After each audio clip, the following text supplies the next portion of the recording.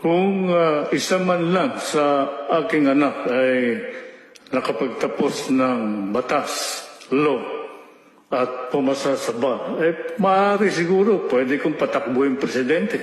May advantage ka kasi pag ikaw ay nagtapos ng batas, law graduate, abogado, ay kung wala kang natapos, paano mong bibigyan ng solusyon ng problema ng bansa? Nakakahiya ka.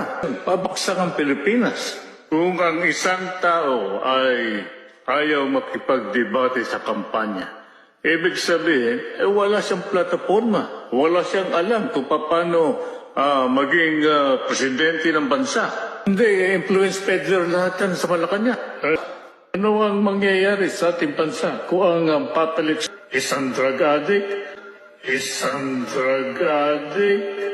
walang degree? Kailangan ng taong bayan ay isang gobyernong tapat at ang sa ganon ay umangat. Anong silbi ng pagkakaisa kung ang iboboto naman ninyo ay ang mga nagkakaisang magnanakaw? Ay kayong bahala sa buhay ninyo.